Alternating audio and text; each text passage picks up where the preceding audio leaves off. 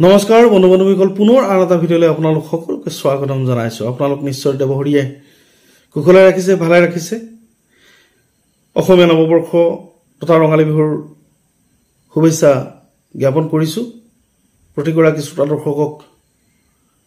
অনাগত দিনৰ প্ৰতিটো দিন যাতে সুখ আৰু সমৃদ্ধিৰ হয় আৰু ভগৱান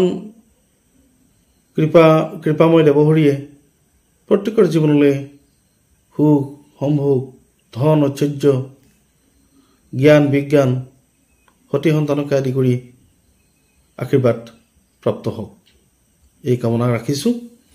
যা নহওক, আমি আজি এটা বিশেষ ৰাশিৰ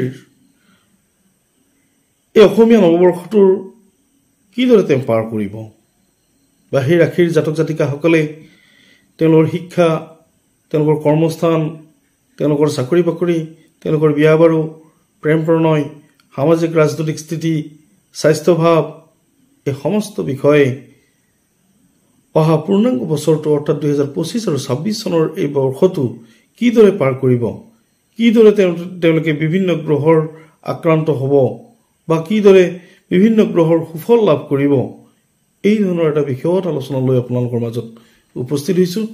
ভিডিঅ'টি শেষলৈ চাব। বিশেষকৈ বৃষ ৰাশিৰ জাতক জাতিকাসকলে ভিডিঅ'টি শেষলৈ চালে উপকৃত হ'ব। আৰু যিহেতুকে বিশেষ শুভ আৰু অশুভ দুয়োটা বিষয়েই ইয়াত আলোচিত হৈছে, আহক আমি ভিডিঅ'লৈ যাওঁ। তাৰ আগতেই যদি আপুনি মোৰ এতিয়ালৈকে চেনেলটি ছাবস্ক্ৰাইব কৰা নাই তেনেহ'লে ছাবস্ক্ৰাইব কৰি ল'বৰ কাৰণেই আবেদন জনাইছোঁ আৰু বন্ধুবৰ্গলৈ আপোনাৰ মোৰ ভিডিঅ'সমূহ শ্বেয়াৰ কৰি দিবৰ কাৰণে আহ্বান জনাইছোঁ। যা নহওক, আমি বৃষ ৰাশিৰ ক্ষেত্ৰত অহা নৱবৰ্ষটো বা অহা অসমীয়া বৰ্ষটো বা 2025 আৰু 26 চনৰ এই বৰ্ষটো কিদৰে পাৰ হ'ব বা তেওঁলোকৰ বিভিন্ন গ্ৰহৰ প্ৰতিক্ৰিয়া কিদৰে প্ৰতিক্ৰিয়াশীল হ'ব, এই সম্বন্ধীয় বিষয় লৈ এটা প্ৰস্তুত কৰা হৈছে এই ভিডিঅ'টো। আৰু বৃষ ৰাশি চক্ৰৰ দ্বিতীয় ৰাশি। বৃষ ৰাশি গঠিত হৈছে কৃতিকা নক্ষত্ৰৰ 3 পাত, ৰোহিণী নক্ষত্ৰৰ 4 পাত আৰু মৃগশিৰা নক্ষত্ৰৰ 2 পাত লৈ বৃষ ৰাশি গঠিত হৈছে।